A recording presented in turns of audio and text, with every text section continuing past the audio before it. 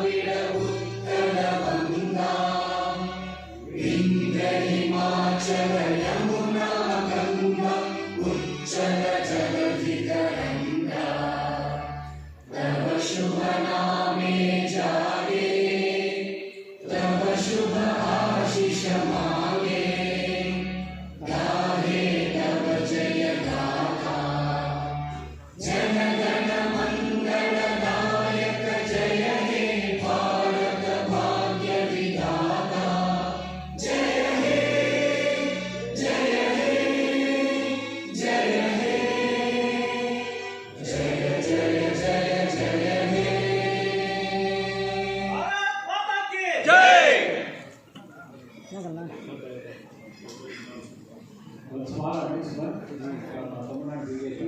We are all invited for opening Monday.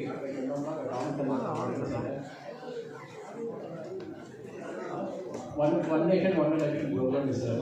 We are all invited for the program. Chief Justice Sri Pawan Kalyan. This is for your kind information. Morning 10 o'clock.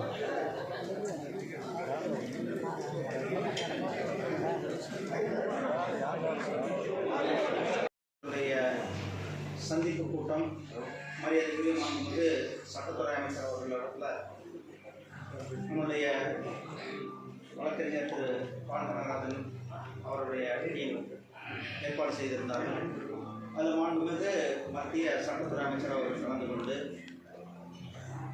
புதிதாக தேர்ந்தெடுக்கப்பட்ட புதிதாக நியமிக்கப்பட்டிருக்கின்ற மத்திய அரசாங்கத்தினுடைய வழக்கறிஞர்கள் அனைவருக்கும் அவருடைய வாழ்த்துக்களை பகிர்ந்து கொண்டு நம்முடைய வழக்கறிஞர்கள் மூலியமாக குறிப்பாக மத்திய அரசாங்கத்தினுடைய வழக்கறிஞர்கள் சார்பில் சில கோரிக்கைகள் வைக்கப்பட்டது. அதில் மத்திய அரசாங்கத்தில் வழக்கறிஞர்களாக இருப்பவர்களுக்கு தனியாக ஒரு அடையாள அட்டை வேண்டும் என்று கோரியிருந்தார்கள்.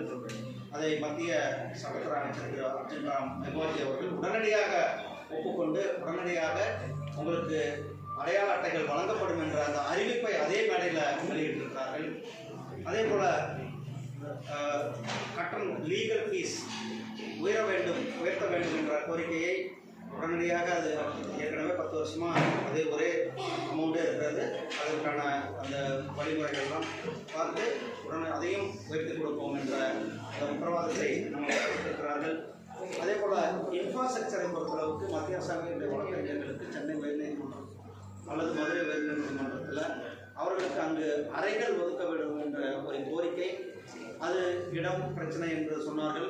ஆனால் இடம் பிரச்சனையாக இருந்தாலும் கூட மத்திய அரசாங்கத்தினுடைய நிதியிலிருந்து முழுமையாக கட்டி கொடுப்பதற்கு நடவடிக்கை எடுக்கப்படும் என்ற வாக்குறுதியை நமக்கு மாண்புமிகு மத்திய சட்டத்துறை அமைச்சர் மரியாதைக்குரிய திரு அர்ஜுன் ராம் மெக்வால்ஜி அவர்கள் கொடுத்துவிட்டு சென்றிருக்கிறார்கள். இன்றைக்கு ஒரு மிகவும் முக்கியமான நாள். நம்முடைய வழக்கறிஞர்கள், அதுவும் குறிப்பாக நம்முடைய பாலகநாதன் அவர்கள், திரு வணங்காமணி அவர்கள், இந்த அனைத்து வழக்கறிஞர்களும் ஒரு மிகவும் உத்வேகத்தோடு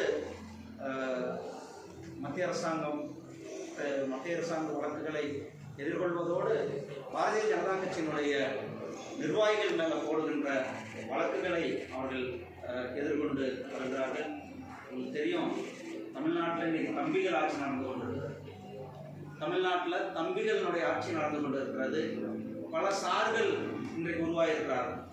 ஏற்கனவே அண்ணா யூனிவர்சிட்டியினுடைய சார் யார் என்பது இன்னும் தெரியல. அப்படி இருக்கும் பொழுது மறுபடியும் இப்போ அரக்கோணத்தில் பல சார்கள் வந்திருக்கிறார்கள். இந்த வழக்கை அரக்கோணம் சகோதரிகளுக்கு நீதி கிடைக்க வேண்டும், இந்த சகோதரிக்கு சட்ட பாதுகாப்பு கிடைக்க வேண்டும். உடனடியாக இந்த வழக்கை தமிழக அரசாங்கம் சிபிஐ இடத்துல ஒப்படைக்க வேண்டும். எப்படி உள்ளாட்சி வழக்கு சிபிஐ இடத்துல ஒப்படைச்சு குற்றவாளிகளுக்கு அதிகபட்ச தண்டனையை வாங்கி கொடுக்கப்பட்டிருக்கிறது. அது நமக்கு தெரியும். போன மாதம் தான் அதுக்கான இந்த மாதம்தான் அதுக்கான தண்டனை கூட வந்தது. அதே போல் இந்த வழக்கிலையும் உடனடியாக தமிழ்நாடு அரசாங்கம் நடவடிக்கை எடுக்க வேண்டும். இந்த வழக்கை சிபிஐ இடத்தில் ஒப்படைப்பதன் மூலம் இந்த சகோதரிக்கு நியாயம் கிடைக்கும். அந்த வழக்கினுடைய பின்னணியில் இருக்கிற சார்கள் யார் யார் என்பதை வெளிக்கொண்டவர் என்றும், தமிழக அரசியலில் இன்றைக்கு தம்பிகளினுடைய நடமாட்டம், இந்த தம்பிகள் கிட்டத்தட்ட சொல்கிறாங்க எல்லாருமே, நீங்கள் எல்லாம் சொல்கிறது பார்த்தா ஒரு 50க்கும் மேற்பட்ட தம்பிகள் இன்றைக்கு தமிழ்நாடு அரசாங்கத்தை ஆண்டு கொண்டிருக்கிறதாக, அதாவது மறைமுக ஆட்சியாளர்களுக்கு, ஆட்சியாளர்களுடைய குடும்பத்தினர்களுக்கு வேண்டியவர்களாக இந்த தம்பிகள் தமிழகத்தை சுரண்டி கொண்டிருக்கிறார்கள். தமிழகத்தை சூறையாடி கொண்டிருப்பதை நாம் பார்த்து கொண்டிருக்கிறோம். இந்த தம்பிகள் மேலே கடுமையான நடவடிக்கை எடுக்க வேண்டும். தமிழக முதலமைச்சருக்கு இதெல்லாம் தெரியுதா தெரியலன்றது தெரியல.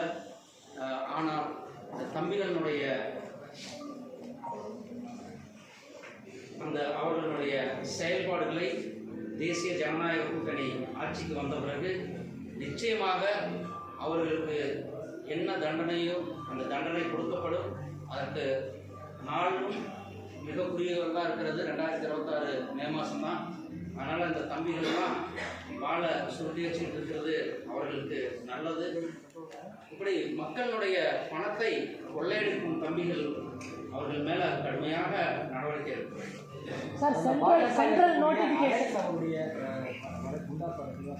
தான் சொல்கிறேண்ணே. பாருங்க, எல்லாமே பாரதிய ஜனதா கட்சி நிர்வாகிகள் மேலே பொய் கேஸுகள், குற்றம் கேஸுங்க, தவறான வழக்குகளை போட்டு பாரதிய ஜனதா கட்சி நிர்வாகிகளை அலக்களிக்க வைப்பது தான் இவர்களுடைய எண்ணமாக இருக்கிறது.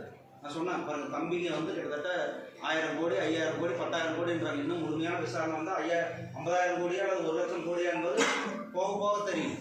ஆனால் ஒரு ஃபேஸ்புக்கில் ஒரு பதிவு போட்டார் என்ற ஒரே காரணத்துக்காக திருச்சிராப்பள்ளியிலிருந்து ஒரு பெரிய டீம் வந்து சென்னையில் இருக்கிற ஒரு சாதாரண நபரை இரவு 2 மணிக்கு கைது செய்து கொண்டு அங்கே திருச்சிராப்பள்ளிக்கு மறுபடியும் போகிறது, அங்கே அல்லது கன்னியாகுமரிக்கு கொண்டுட்டு போகிறது, நைட்டு பூரா அவங்கள டார்ச்சர் பண்ணுறது, அங்கே போய் சாயந்தரம் ஜட்ஜுக்கிட்ட ப்ரொடியூஸ் பண்ணால் அதுக்கு எவிடன்ஸ் இல்லைன்னு ஜட்ஜு வந்து அவங்கள ரிலீஸ் பண்ணாங்க. அப்போது சட்டத்திற்கு புறம்பாக காவல்துறை எந்த அளவுக்கு நடந்து கொண்டிருக்கிறார்கள் என்பது பல வழக்குகளில் பார்த்துருக்கிறோம். அதனால் இந்த வழக்கும் சட்டத்திற்கு புறம்பானது. அவர் சட்டப்படி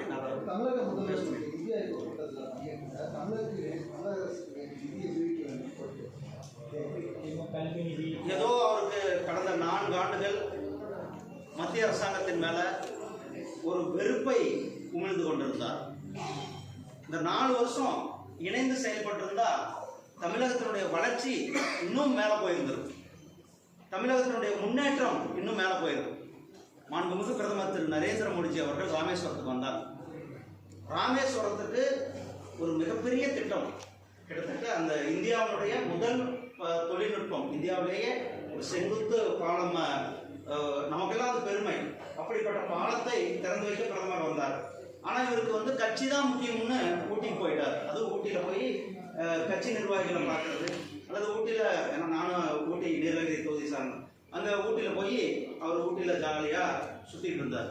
ஆனால் டெவலப்மெண்ட், வளர்ச்சி, இந்த நாட்டினுடைய தமிழ்நாட்டினுடைய வளர்ச்சி மேலே அவருக்கு அக்கறையின்மை இருந்தது.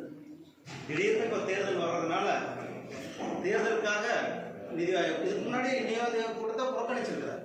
பிரதமர் வந்த நிகழ்ச்சி, அந்த நிகழ்ச்சியை புறக்கணித்து விட்டு அந்த நாட்டினுடைய வளர்ச்சியில் அக்கறை இல்லாத ஒரு முதலமைச்சராக தமிழ்நாட்டினுடைய முதலமைச்சர் அவர்கள் இருந்து கொண்டிருக்கிறார்கள் என்பது ஒரு வேதனைக்குரிய சம்பவம். இதே போல தான் தூத்துக்குடியில் வெள்ளம் நடந்தப்போ கூட அவர் வந்து வெள்ளத்தை பார்க்க போகல, மாறாக இந்திய அலையன்ஸ் கூட்டணி பேசுறது தான் போனார். அங்கே போய் எனக்கு பிரைம் மினிஸ்டர் பார்த்து பேசலாம். இது போயிருக்கிறாரு, வரவேற்கத்தக்கது.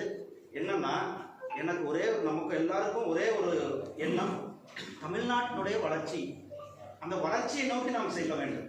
நம்ம ஆரம்பத்திலிருந்தே சொல்கிறோம், நீங்கள் வந்து மத்திய அரசாங்கத்தில் கூட இணைந்து போங்கள், இணைந்து செல்லுங்கள். இணைந்து செல்வதன் மூலம் தமிழ்நாட்டினுடைய வளர்ச்சி இன்னும் 2 மடங்காக அதிகரிக்கும் என்று. ஆனால் அதெல்லாம் காலம் முழுவதும் எதிர்த்து 4 வருஷம் எல்லாம் முடிஞ்சு அடுத்து 8 மாதம் இருக்கும் பொழுது இன்னைக்கு போயிருக்கிறார். இனிமையாவது கரெக்டாக மத்திய அரசாங்கத்து கூட ஒரு நல்ல தொடர்பில் இருந்து நல்ல நிதியை பெற்று தமிழ்நாட்டினுடைய வளர்ச்சிக்கு அவர் ஒத்துழைப்பு கொடுக்க வேண்டும் என்று